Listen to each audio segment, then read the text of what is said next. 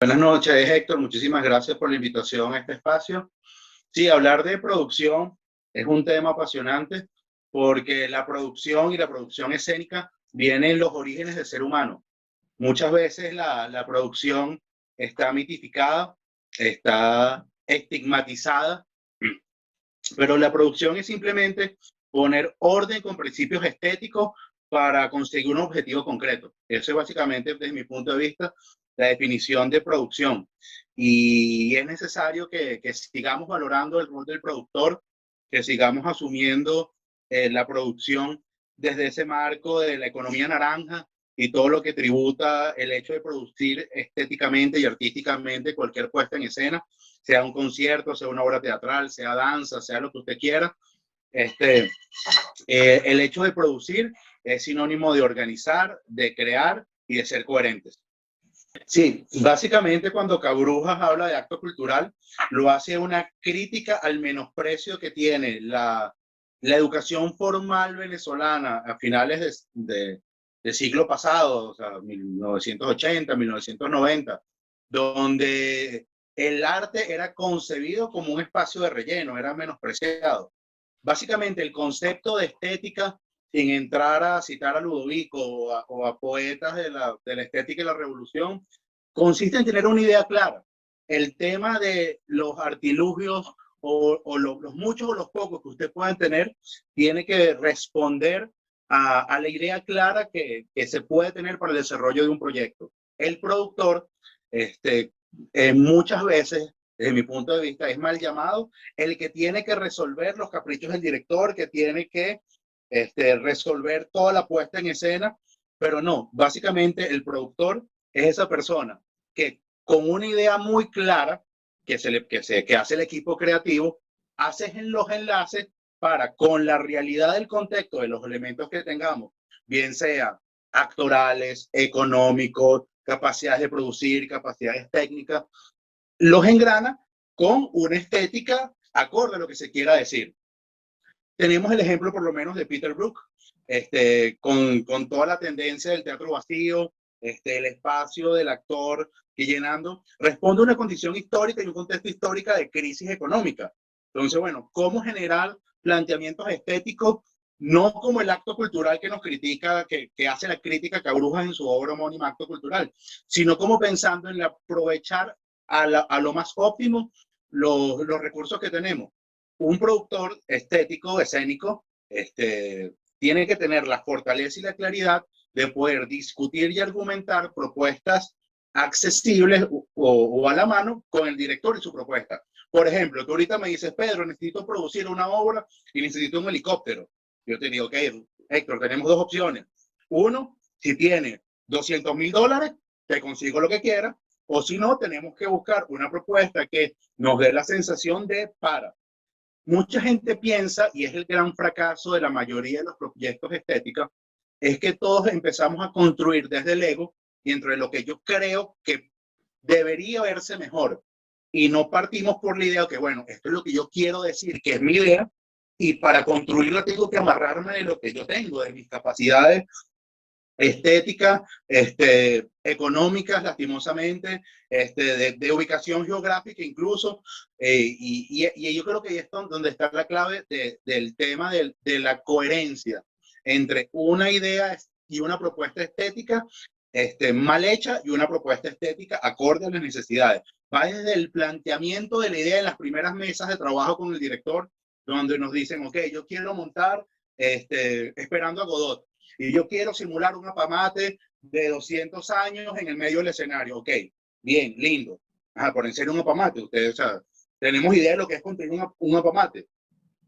Entonces, cuando intentamos construir un apamate sin tener los recursos reales, y como se dice popularmente, lo que no sé cómo lo pudiéramos empatar en la edición del video, pero la idea que estoy desarrollando es que la necesidad del quehacer estético está estrechamente vinculado a mis capacidades técnicas, artísticas y presupuestarias. Partimos de una ventaja que el quehacer escénico sobre todo el texto teatral, muchas veces lo basamos en lo literal. Y el teatro nos da, al igual que la poesía, nos da la posibilidad de construir con símbolos, con imágenes, los mismos objetivos. La magia del teatro, cuando yo como espectador voy a ver teatro, sé que estoy viendo una ficción. Ese teatro hiperrealista, costumbrista, que quizás fue muy popular en los 70 y en los 80, poco a poco ha ido mermando por la metáfora. Y ese merma ha venido vinculado a la capacidad de producción que tienen los grupos actualmente. No todos contamos con el teatro, no solo en Venezuela, sino en temas, en Latinoamérica, en términos generales. Yo tengo la posibilidad ahorita de estar produciendo en Costa Rica, parte de la misma premisa, recursos muy escasos donde la originalidad y el cómo resolver con propuestas estéticas, en su mayoría metafóricas, nos vienen a suplir todos esos elementos que son inconstruibles o incomprables o impensables, que muchas veces no es que no tengas el presupuesto, simplemente que no se puede hacer, desde lo más tonto como que la sala no te lo permite por dimensión. O sea, yo quisiera tener a Julieta en un balcón a metro 80, 2 metros de altura, pero mi techo, tengo la parrilla a 3 metros y no la puedo subir tanto. Entonces, el tema del productor, como te lo decía anteriormente, desde mi punto de vista, es como engranar esos elementos de forma de poder resolver, de darle al director una propuesta estética de cómo solucionar su problema, la funcionalidad o la capacidad. Uno de los errores que se cometen normalmente en el teatro latinoamericano es que se le endosa al productor la responsabilidad de resolver. No, esto es función del productor. No, el productor es el coordinador operativo de un grupo de trabajo. Si usted como director quiere tener X o cual elemento, tiene que haber un escenógrafo, tiene que haber un diseñador, tiene que haber un equipo encargado de eso. Eso es una moraleja que nos ha dado el tema de la pandemia y la virtualidad, ¿no? Que es el nuevo reto de los productores hoy en día. ¿Cómo producir teatro en medio de la virtualidad si no tenemos herramientas audiovisuales, si no tenemos formas de conexión a internet? Mi consejo es, hermano, no se engañe. O sea, si usted quiere hacer teatro virtual, es simplemente como usted quiere hacer teatro de ningún... O sea, la virtualidad es simplemente un elemento más. Así como usted tiene iluminación, tiene virtualidad. Si usted no tiene lámparas, si usted no tiene reflectores, si usted no tiene un par 64, si usted no tiene un Lico, si usted no tiene un pote de leche con un bombillo, no puede hacer iluminación. Lo mismo ocurre para la virtualidad. En la virtualidad parte de los recursos técnicos mínimos para hacer una producción que pueda ser streameada, que pueda ser grabada. Después pudiéramos debatir la calidad técnica de los mismos, ¿no? Pero lo mínimo es tener los equipos. Pero más allá de tener los equipos, y es el gran reto de la producción audiovisual de hoy en día, es que tenemos que pensar una dramaturgia y una puesta en escena que tenga la capacidad de ser streameada. Porque no podemos terminar haciendo mal teatro y mal televisión o mal cine. Entonces, desde el punto de vista de la dramaturgia, hay principios de movilidad que tienen que ser distintos. El tema de la configuración de la iluminación ya no puede ser igual. Es muy distinto configurar para cámara o configurar para público en escenario. Pero la moraleja de lo que te comento, Héctor, es que, en fin, todos son recursos que tienen que estar pensados en la idea. Si usted no concibió una obra para ser streameada y no sacó los pros y los contras, si podía, si no podía, si tenía cámara, si tenía internet, quién lo operaba, no tiene capacidad operativa de hacerlo. Ocurre lo mismo con si yo quiero tener tal o cual escenografía, tal o cual vestuario, es cuestión de la idea. Para mí, la labor fundamental de un productor teatral es decirle al director, hermano, hermana, esto se puede, hermano, esto no se puede. Si queremos hacer esto, tenemos que hacer esto, y si no, tenemos que hacer esto. Uno de los grandes problemas que tenemos los teatreros latinoamericanos es la falta de sistematización. Y el productor tiene que tener como herramienta número uno la sistematización absoluta de todo. Desde la lectura del texto, desde cuando el director le dice, este es el proyecto, leerlo, contextualizarlo, hacer un buen desglose, hacer un desglose presupuestario, hacer su diagrama o cronograma de producción y tener su libro de producción. El libro de producción es el ABC del productor. Lastimosamente, nadie lo lleva. Mi experiencia personal, yo soy el mismo que come el error que a veces uno va resolviendo sobre la marcha. Pero mi consejo para todo aquel que intente hacer producción, hermano, hermana, tenga su librito, sistematice todo y tenga los pies sobre la tierra. Decir si puedo o no puedo es el deber. Y el tema de la mutación del teatro a esta forma ligera, a esa forma de pasar del teatro épico de finales del siglo pasado a esta nueva forma de hacer teatro. Yo creo que viene siendo el reflejo de la sociedad y de cómo el sistema nos obligó, más allá olvidemos el tema de las crisis económicas, no olvidemos de que antes Venezuela, por ponerle el ejemplo concreto, tenía la capacidad de financiar proyectos y de financiar obras de teatro que costaban cientos de miles de dólares. Olvidemos eso. Empecemos a hablar del resultado del sistema capital contra la producción artística. O sea, sobre el ser humano, la creación de las redes sociales. O sea, para mí el teatro y el teatro, el microteatro, teatro breve, con el boom de principios de siglo, que en Venezuela somos reconocidos internacionalmente por esa maquila teatral que fue el teatro breve, que es el teatro breve o el microteatro, cosa que respeto todos los compañeros y colegas que deciden hacer ese tipo de teatro, es totalmente respetable, pero es el reflejo de una generación que tiene que escribir todo lo que piensa en un Twitter de 40 caracteres, 60 caracteres, no sé cuánto es. O sea, gente que tú le dices, vamos a discutir Rayuela y qué pereza leer un libro que tenga 300 páginas, 400 páginas. O sea, es el reflejo de una sociedad y de una sociedad que nos obligó a banalizar todo lo que consumimos, hasta el punto que ya ni siquiera escribimos los caracteres de Twitter. Ahora simplemente nos tomamos una foto y le ponemos un filtro y ya tenemos una postura estética y un discurso escénico ante la vida, y con eso nos sentimos, con eso opinamos políticamente, opinamos religiosamente. Entonces, ese teatro, para mí, más allá de la vinculación a la crisis económica profunda que entró en Latinoamérica en los años 90, principios de los 90, que se replicó en Argentina, en Colombia, en Venezuela, o sea, finales de los 80, principios de los 90, que fue desconstruyendo esa gran armatoste cultural que se había creado, porque parte de esa creación escénica era también una vitrina política, era decir, mira, en Venezuela la gente no come perrarina, en Venezuela producimos este festival de teatro en los años 80, 90, donde los maestros de rajatabla hacían maravillas, pero era lo que vendíamos como país, ¿no? Mira, aquí tenemos el mejor teatro del mundo, y era el reflejo de disfrazar también las crisis internas. Y como seres humanos pasa lo mismo. Es verdad que cada vez el teatro se va reduciendo, y lo que yo he podido observar de mi experiencia en México, aquí en Costa Rica, en Nicaragua, en Panamá, es que inclusive sigue mutando más. Ya se está perdiendo inclusive la textualidad del teatro.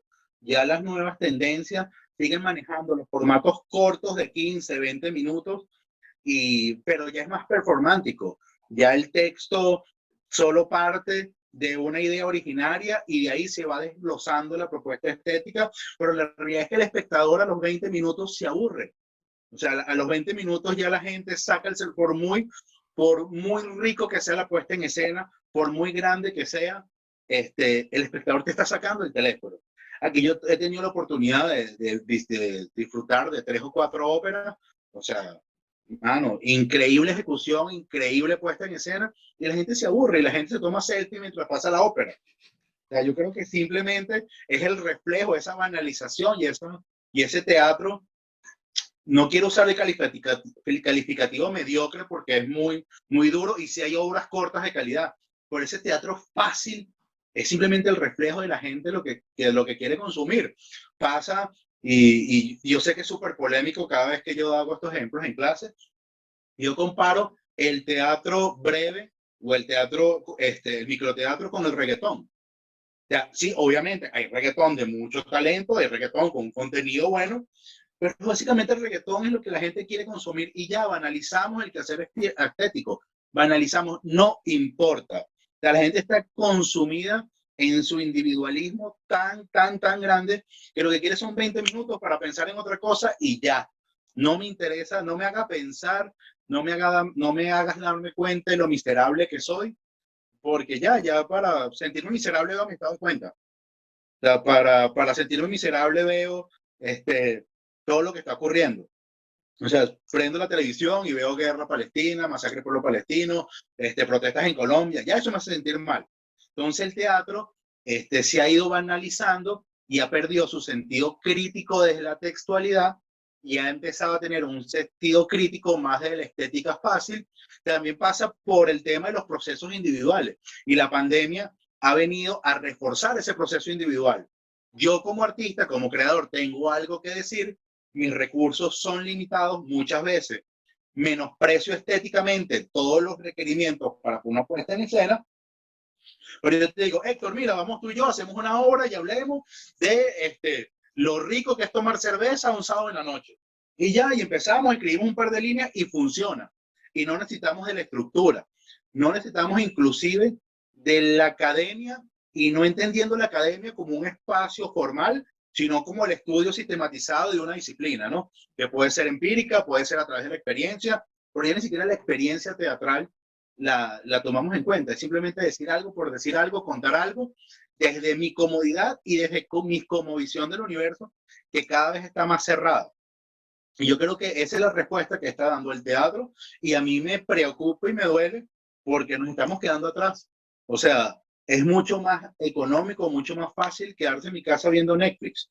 Y si lo que yo voy a ver es 5 minutos de cualquier cosa, 15 minutos de algo de calidad, de algo de muy poca calidad, lo que estamos es jugándole en contra a la puesta escénica. Pero como contraparte también tenemos un grupo de teatreros que seguimos apostando a la formalidad pura, que seguimos contando discursos que tampoco calan en ese público joven, o sea, ese público, el teatro, Venezuela es una excepción porque en Venezuela el teatro es subsidiado en la mayoría de los casos, pero el teatro como tal, desde hace 3 siglos, ha sido para las élites, ha sido caro, ha sido un espacio donde solo los privilegiados, yo lo recuerdo hace 20 años, ir al Teatro Teresa Carreño sin saco, sin corbata, era perfectamente el cuidacarro. O sea, me explico, o sea, no te dejaban entrar, no podías subir las escaleras mecánicas, así hayas pagado tu boleto, al menos que fuera un concierto de rock, algo así. Por el resto no, tú no podías entrar al ballet, ¿por qué? Porque tú eras un feo. Y porque no tenías cómo pagar lo que al cambio era una entrada de $30, de $40, de $100. Entonces, ese tema del teatro desvinculado de lo que quiere escuchar el joven actual, que ya el teatro, ya el tema económico no es un problema, sino de enganche de discurso, es un reto que también tienen los teatreros y tienen los productores, que va desde la codificación del discurso, desde una propuesta estética coherente. Una de las cosas que más nos juega en contra de los teatreros vieja escuela es el acceso a la tecnología. Ya cualquier persona en Internet sabe que es una propuesta estética, te maneja paleta de colores, ha visto la posibilidad de comparar tu espectáculo con lo que hace el Sodre en Uruguay, con lo que te presenta el Teatro Colón en Buenos Aires, con lo que te hace el Actor Studio en Nueva York. Entonces, bueno, ¿qué estamos haciendo nosotros en Latinoamérica, especialmente en Venezuela, para competir sanamente en ese arraigo y esa llegada al discurso estético que quiere consumir el público actual, que tiene crisis, que sufre problemas, que tiene, que tiene, que tiene algo que tiene la necesidad de verse reflejado y parte desde mi punto de vista, la premisa de que antes nos contaban, antes el teatro nos reflejaba una problemática social. Cuando uno lee Chalbó, lee Cabrujas, lee Santana, incluso cuando lee Chocrón, que es un poquito más osado en ese tipo de propuestas, un poquito más osado en ese tipo de propuestas, uno se encuentra con el problema. Entonces o sea, uno le encuentra en el Parque Peligroso, por ejemplo, el maestro Santana, y él nos narra en metáfora de cómo la ciudad y el consumo y el capitalismo se va devorando la ciudad. Pero es el planteamiento del problema. Yo siento que ahorita la gente, los jóvenes necesitan verse reflejado, identificarse, pero trascender el problema y ver cómo se le da la vuelta, cómo se baila ese problema. Y eso nos lo está contando el cine, nos lo está contando este fenómeno de las series de Netflix, y el teatro sigue teniendo esa deuda para mí de cómo contarnos con un discurso claro, conciso, el reflejo de lo que somos y cómo salir de lo que somos, que es lo que lo que creo que la dramaturgia está pidiendo ahorita. La puesta en escena y en el teatro, me explicaba en la universidad el maestro Carlos Sánchez Delgado. Él hablaba que para la puesta en escena era necesario la creación de una convención entre el espectador y el que da el discurso, ¿no? Peter Brook decía que el teatro es cualquier espacio donde hay una persona que, o sea, a grosso modo y parafraseándolo, es cualquier espacio donde hay una persona que quiere contar algo y alguien que lo ve. Ahí hay convención teatral. Esa convención teatral que se genera entre el espectador y el que narra la historia, el que cuenta, el actante, pasa por unos códigos de dicción, frontalidad, intención, modulación. Estamos hablando de puros elementos técnicos, ¿no? Más allá, olvidemos el discurso, estamos hablando de técnica. Y esa convención es lo que hace que el teatro sea atractivo. El cine tiene que genera otras convenciones entre el espectador y el autor de la película y el material fílmico. Intentar decir que el teatro con estas convenciones va a generar el mismo clic que genera el cine es totalmente falso, o que genera el teatro en vivo. Es imposible. O sea, porque todos los que hacemos teatro sabemos que el teatro está lleno de un campo energético, donde el público retroalimenta al actor, donde las cosas están pensadas por un escenario, por un espacio y para un tiempo, un aquí y un ahora, que no funcionan a través de la virtualidad. No funcionan. ¿Qué hemos logrado y qué estamos viendo ahorita? El registro de obras muy bien logrado, que terminan siendo una especie de película corta o de serie. Ha llegado inclusive, y yo he tenido la desfortuna, por decirlo así, que la gente ahorita siente que el teatro es sitcom. O sea, que Friends es una obra de teatro. O sea, y si tú te pones a ver desde el enfoque que le estamos dando a los teatreros, sí, tienen razón. O sea, nosotros estamos intentando imitar parámetros de televisión para contar un discurso teatral, y no es el objetivo. O sea, siento que estamos quedando cortos en el tema de la propuesta estética que tendríamos que hacer. ¿Que el teatro tiene que mutar para no morir? Claro que tiene que mutar. Claro que tiene que cambiar su forma de enfocarse y de acercarse, pero tenemos que ser coherentes a nuestra apuesta, a nuestro quehacer estético. Hay propuestas muy interesantes que se están dando ahorita. México es el país pionero, que es lo que se llama teatro de departamento, por ejemplo, que son puestas escenas intimistas donde yo te doy la dirección de mi casa y tú vienes a ver una obra de teatro. ¿Qué pasa con eso? Obviamente no es rentable. Obviamente, es rentable en el sentido de que yo te cobro $60 la entrada, entonces, bueno, si vienen 6 personas y entonces, bueno, fue rentable porque hice $400, $360 en una noche. Pero es la forma que se está intentando mutar, porque la realidad y yo siempre lo he dicho desde que empezó la pandemia, que estamos haciendo mal teatro y peor televisión, como estamos intentando sistematizar las obras. Nosotros, el teatro, como regla general, ha decidido la sistematización audiovisual de la puesta en escena, ¿no? Son muy pocos los que escriben de teatro de las puestas en escena, y uno ve muy pocos manuales de obras o biblias de obras, como se le llama. El mejor registro es la grabación, hay un archivo importante de obras filmadas. Pero de ahí a generar un producto consumible desde el mercado y el negocio que puede y tiene que ser el teatro, parta por repensar los textos. Los textos van casados a tiros de cámara, tienen otra velocidad. O sea, un monólogo por televisión es aburridísimo. O sea, no tiene sentido ver un solo actor hablando. O sea, sea, ni que juegues a 3 cámaras. ¿Por qué? Porque no está concebido para eso. Está concebido para que un ser humano, un intérprete, se plante frente a otro y diga sus verdades a la cara y lo mira a los ojos y esa persona se sienta reflejado. La televisión no la logra. La televisión no logra conectarnos a través de otros recursos. La musicalización, los juegos de cámara. O sea, por ejemplo, no es casualidad que todas las peleas tengan un plano secuencia. O sea, eso es parte de un concepto y un código estético y un código audiovisual. Bueno, generemos códigos del teatro para poder ser documentados audiovisualmente, entendiendo que sí, muy bien, ya los procesos del COVID han ido mejorando y cada vez llegan más vacunas y pronto todo indica que, bueno, que en un tiempo prudencial va a salir, pero nos dejen las alertas. O sea, ¿qué hacemos los teatreros una vez si nos vuelven a cerrar? O sea, los que vivimos exclusivamente del teatro, ¿qué vamos a hacer? Bueno, tenemos que empezar a reinventar códigos a través del ensayo y error, a través de generar productos, pero asumiendo que son nuevos códigos y nuevos lenguajes lo que estamos obligados a diseñar. Retomo antes de que me hagas otra pregunta. El tema de los roles del productor. El productor en la puesta en escena, hay dos grandes enfoques. Tenemos el productor ejecutivo y tenemos el productor de campo.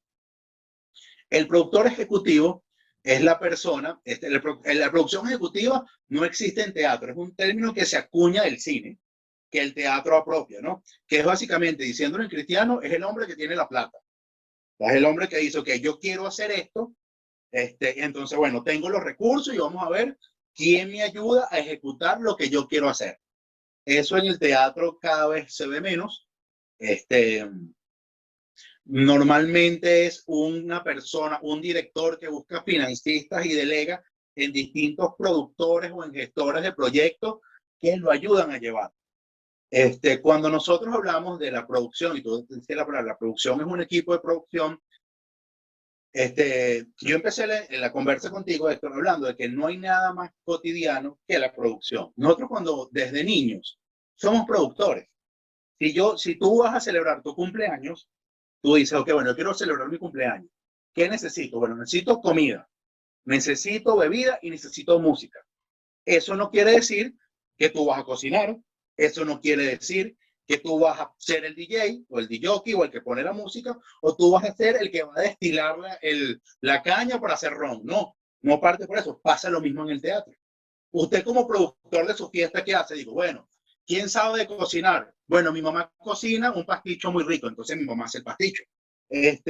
Yo voy a ir a comprar jugo de naranja en el señor de la esquina que están recién exprimidos y allá lo compro. Y la música la va a poner mi hermano que tiene Spotify y lo puede usar. En el teatro pasa lo mismo. Normalmente dicen, no, eso es responsabilidad del productor de campo. Usted ve cómo resuelve la escenografía. Ok, vamos un momentico. Cuando nosotros empezamos este proyecto, y ahí es donde el proyecto y el quehacer de producción empieza desde el día uno cuando uno tiene el texto. Ok, tenemos presupuesto para escenografía y yo se lo digo a la persona que pone los recursos, que en el teatro latinoamericano casi siempre es el director, el gestor de la idea, que gestiona lo que quiere y sabe lo que bueno, perfecto, ¿usted qué quiere? ¿Usted quiere una obra ambientada en los años 60? Ok, ¿cuánto cuesta para vestuario? Cuenta con X presupuesto. Ok, no, mira, no, si no hay presupuesto, yo necesito esto, o voy a ir a la Villa del Cine a pedir los vestuarios, o voy a hacer tal cosa, pero lo que tú quieres no es posible. Muchas veces el productor termina siendo, mamarrachando la propuesta estética del director y el director termina gritándole porque no le gusta, pero es simplemente porque a veces intentamos resolver cosas que se escapan de nuestras manos. Un productor tiene que tener principios de maquillaje, principios de vestuario, pero no tiene por qué ser un maquillista. No, el productor maquilla, no, el productor no maquilla. O sea, el productor es una carrera. De hecho, en la Universidad de las Artes, uno egresa como teatro, mención producción. Es algo que se estudia. O sea, y eso no quiere decir que usted es el todero, el que lleva el café, que bueno, sí. ¿Por qué se malacostumbra al tema de que el productor es el que lleva el café? Porque el productor tiene como responsabilidad optimizar los tiempos, generar armonía en el equipo, mantener los egos calmados. Entonces, ok, yo le busco el café al director. ¿Por qué? Porque si se busca el café, se demora 1 hora y media comprando el café.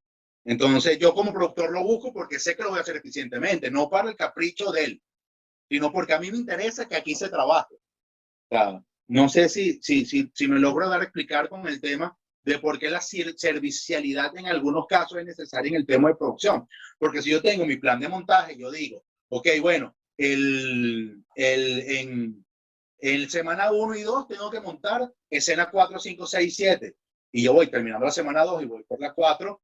Ok, no, yo busco la comida, no, yo voy y te la busco. ¿Qué hay que hacer? Yo lo hago, yo te muevo el carro, ustedes quédense trabajando. Pero eso ha servido de que directores sin escrúpulos agarren muchachitos, estudiantes de UNEARTE, estudiantes del pedagógico y lo tengan como esclavos y digan, no, tú eres mi productor y básicamente es tu asistente personal. Hay que definir los roles en una puesta en escena. Está el director, está el asistente del director, están los asistentes personales y está el productor.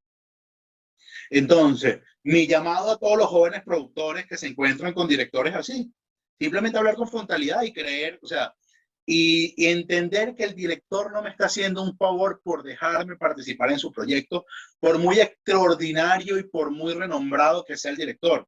Usted está haciendo un trabajo, a lo mejor no remunerado en dinero, ¿no?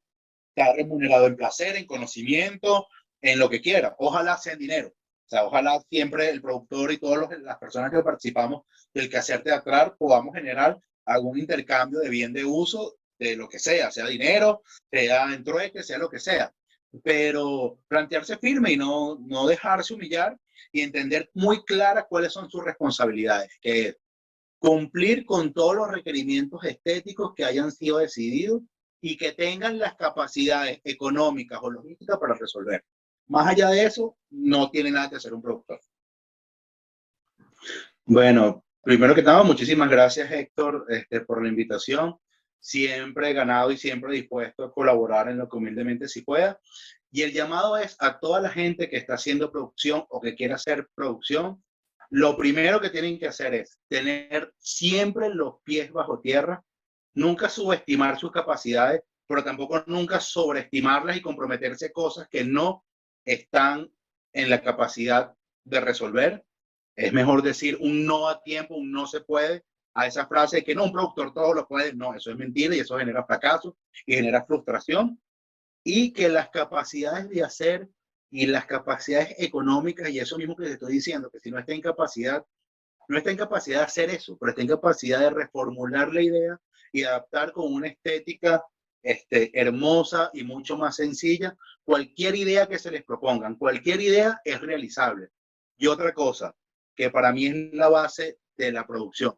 Si usted siente que no es lo mejor que se puede hacer, no lo haga. O sea, el teatro mal hecho y el teatro por hacerlo y poner algo con tape porque es mejor tener tape que nada, no, es mejor no tener tape. Es mejor una caja negra y 2 actores entregándolo todo que una cosa que uno sabe que esté hecha por hacerlo.